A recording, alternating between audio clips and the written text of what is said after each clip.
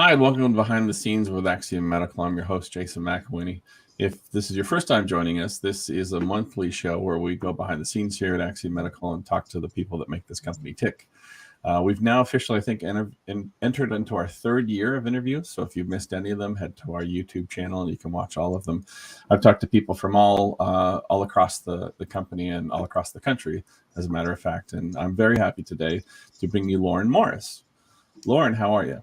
I am doing great. Thanks for having me. Oh, always a pleasure, even though we just met.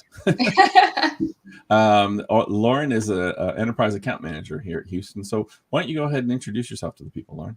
Yeah, so my name's Lhoren Morris. I have been with Axiom for a short 8 months now, almost a year. So fairly new to the team. I've been in occupational medicine for quite a long while now, and I'm sure we'll dive into that a bit more, but happy to be here. Happy to have you. Yeah, you talked about occupational medicine, which having that type of background brings a lot to the table when you started with this company. So if you could dive back into your history and how you ended up coming to Houston or ended up coming to Axiom Medical, that would be great. Yeah, absolutely. So I was actually in Med for a decade prior to coming on board with Axiom. I worked with a competitor and I did business development and account management. I led our account management team, and I was really looking for a way to continue my journey in occupational medicine, but be a bit more challenged and grow in different areas. Sometimes you just hit that point where the growth has stopped someplace and you're looking for something new. So Axiom was the next step. And again, I love the team. It allows me to do everything that I love about account management. And again, it's just challenging me in new ways. So it's been exciting so far. That's great. I know everyone's happy to have you on the team as well. So walk people through that, when I started, or I'm a little bit farther into this career than other people, but walk me through the difference between an account manager and a salesperson. Ooh, it's a loaded question. So account management, we're really ingrained in the day-to-day. I would say we're almost like that boots on the ground person. And my primary goal and the way that I see my role with Axiom is to build the partnership. So we are that first line of communication with our clients. And it's really my goal to not only know the client in and out, speak with them on a daily basis, help them with any concerns or issues that may arise, but grow the partnership. And the way that I do that is by learning what their goals are for their safety team, integrating myself in that, and then also figuring out how we can grow. So, I mean, for businesses, the best way that we grow is by understanding what our clients' needs are. So I'm constantly trying to think ahead and think of ways that I can bring stuff back to our operations team and our products team. Hey, my client's asking to have this, or can we do this? And that's ways that ultimately we can grow our business here at Axiom as well. So just being a part of their safety team and really building that partnership is massive. And I absolutely love doing it. It's a lot to juggle to be an account manager because you've got to be proactive, but you've got to think about different angles. Like, what's the angle for Axiom Medical, but what's the angle for our clients, and how do we improve on their experience, which in the long run should improve on our experience as well. So I love our account managers. I think what the team does and what all account managers do is a key functional thing in any company. Absolutely. So you're a native Houstonian that we discovered. I am. It's rare. It is rare. It's very rare. I think it's for any major city and in a lot of resort towns, it's really hard to find a local, someone that's been born and raised there. It sure is. And I've definitely moved around the greater area of Houston. Currently live in the Montrose area. So I'm in the city and I love it. And for people unfamiliar with the Montrose area, there's little neighborhoods in Houston. And Montrose is just west of downtown. And traditionally, it's been more of a cultural neighborhood. A lot of stuff goes on there, and it kind of sets the tone for a lot of places. Montrose is a lot of fun. It's changed a lot since I came here in 2004. Much like anything, 19 years later, things are going to change. Yeah. So have you lived anywhere else outside of Houston? You venture much? Like, what keeps you in Houston? Honestly, my family, I know that's an easy answer. I've got young nieces and a nephew now, so being close to them, and I think that's probably my biggest reason for staying in Houston. But I definitely want to go elsewhere at some point in time. So I don't think I'll stay here forever, but that's definitely why I've been here all these years. Interesting. So you think you're going to go somewhere? Is there a short list? You know, when people ask me that, the first thing that always comes to mind is Spain. For some Oh, reason, I've always just wanted to take a big leap and live in Spain. Love the culture. I took 3 years of Spanish in high school, so it would force me to become fluent. So who knows? Maybe one day I'll move to Spain. well, we are remote, so you never We know. are. I worked with a gentleman in a previous company. We were all remote, and he lived in Portugal. And he kept weird hours, unfortunately.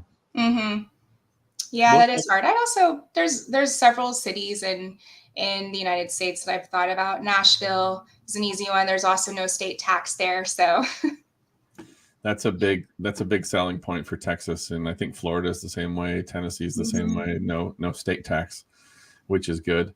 Mhm. We got a question here from Sarah. Sarah's on the marketing team. She's going to be here in Houston next month. She lives in Michigan, so hasn't been here much. I think she came a couple times, but she has a question. What are some local favorites visitors should check out?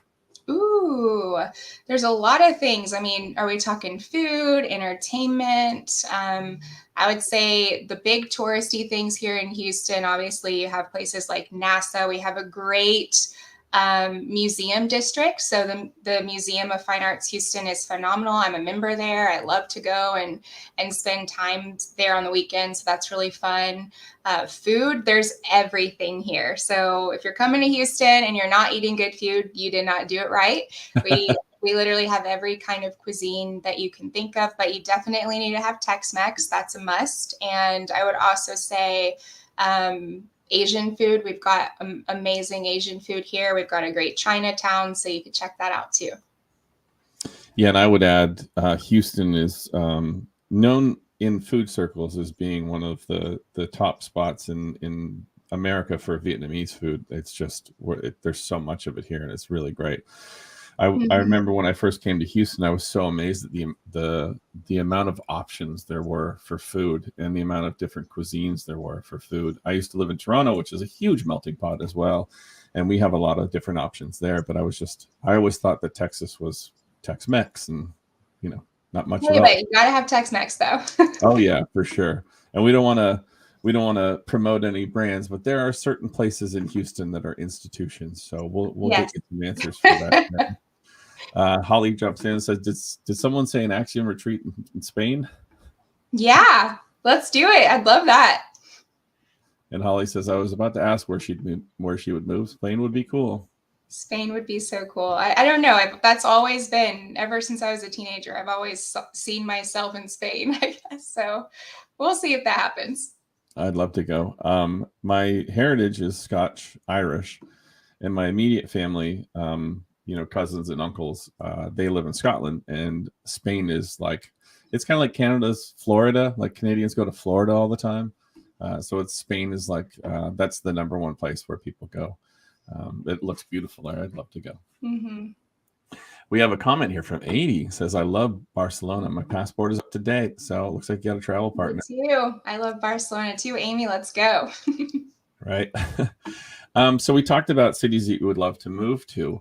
Let's talk about, if you couldn't move, or if you didn't have the chance to move right away, or you're going to go on a vacation, what would be a dream vacation that you'd want to do? Right now, the top destinations, I would say Iceland. I want to go to South Korea and Croatia. Those are probably my top three places right now. And travel is massive for me. It's one of my biggest hobbies. And ever since I was 23, I had a personal goal for myself to go to at least one new country a year. So had a little bit of a setback with COVID, but we're getting back Mhm. on track. So hopefully, end of this year, I'll make a trip over the pond. We must be cut from the same cloth because I've been dreaming about an Iceland trip since before COVID. And I Yeah. also am a member of the MFA. I love going there on Saturdays or Sundays just to sit and read my book. I think it's just a Did we great place. just become best friends? I think so. I think so. So let's talk about, what do you do outside of work when you're not too busy? I am a collector of vinyl. So on the weekends, I'm often chilling at home listening to vinyl. I recently took up sewing. So some people know that about me, but I actually started taking sewing classes and I want to learn how to create my own garments. So I'm working on making a dress right now, Museum of Fine Arts. Love going to museums, love going to concerts, live music, dancing. So it's a 50-50 shot that I'm either home chilling or I'm out exploring my city. Well, we definitely did become best friends. I don't know if you can see, well, behind me, I've got records here, and Okay. where am I pointing? Yeah, I see. Here. And then my wife made me this giant record store, like it's a record store, record shelf with the dual levels. You can kind of go through and see it. And that's in our Nice. other room. So yeah, I love records as well, and concerts. Let's see. Oh, Desiree says, always wanted to visit Iceland. Count me in. Come on, girl. Same with Kara. Same with Axiom Beth. trip. Oh, I'd love to go. There's just so many beautiful things about Iceland and Faroe Islands. I'd love to go there as well. I don't remember, but did anyone watch that show with Zac Efron where he travels? And I think one of the first episodes he goes to Iceland. And I'd already wanted to go prior to watching the episode, but it made me want to go so much more. It was so cool. Oh, I haven't seen that. I need to check it out. Do you know what the name of the show is? I don't remember the name. Maybe someone can comment it, but it's on Netflix. I know that. Okay. Well, I figure it'd probably be easy to Google it as well. Zac Efron, Iceland. So let's talk about the future. What do you have planned for the future? What's your 5-year outlook look like? 5-year outlook. That's always been a tough question for me because I'm not a huge long-term planner. I really love to live in the moment. And my biggest thing is I constantly want to be growing and learning. And if I ever get to a point where I feel stagnant or I'm no longer challenged and I don't see that, growth, then I typically try to change paths. I did have a career for a decade. So starting something new for me is already a pretty big deal. But I think just seeing where my career takes me, possibly start something in fashion. You never know, my sewing might take off. And personally, I just really want to do a lot more traveling. I work so that I can travel. Yeah, I think I love traveling as well. I've always been a fan of traveling within the country that I live. I grew up in Ontario, which is like where Toronto is. It's kind of on the east side. And I'd never ventured west to where the mountains are. And once I did that, I thought, well, there's so much to explore here. And I do that in the States as well. For the people that know me, I love going to West Texas. The dichotomy of the hustle and bustle of the city to nothing in the desert is very attractive to me. West Texas has been a trip that I wanted to take for a few years now. I actually was going to do a 2-week trip in 2020. And when COVID hit, all my friends that were going to go backed out. And I travel alone, but that's a lot of driving to go solo. Definitely on my list though. So I might have to pick your brain on some places. For sure. Once you get to San Antonio and you start to go south to Del Rio, it gets better. And then from Del Rio out to like Marfa and whatnot, it's just beautiful country. So you drive for hours, it doesn't feel like it. So I'll share some thoughts with you. Seth says it's down to earth with Zac. Down to earth. Yes, that's it. Well, there we go. And Zac Efron's kind of dreamy, so I'm sure it's a good looking show as well. You looked great in Iceland because Iceland's beautiful. So I feel like anyone will look dreamy there. Well, let's we're coming up to time here. Do you have any closing comments? Anything you want to say to anyone that's watching, or any words of wisdom? I just want to give a shout out to my Axiom team. It's been so great working here. I know I've only been here for a short while now, but I've actually really enjoyed getting to know everyone that I work with, even though it's virtual. I feel like I know so many of you so well. And for those that I don't know yet, I'm looking forward to meeting you. And the culture of this company is just amazing. I mean, it's 10 out of 10. Mental health, love it. If you guys are watching and you need some tips and tricks on mental health within your own organizations, you know how to reach me. I'll give you some insight, but I absolutely love working for this company. Amazing closing thoughts. Fantastic. Well, everyone, make sure that you pay attention because you'll probably see Lauren's clothes on the runway in Paris in a few years, and she won't remember any of us. And that's what becoming rich is all about, I think, right? We'll see. Dream big. Right. Well, thank you for joining us. I really appreciate it. And thanks everyone for watching. We'll see you later. Thank you.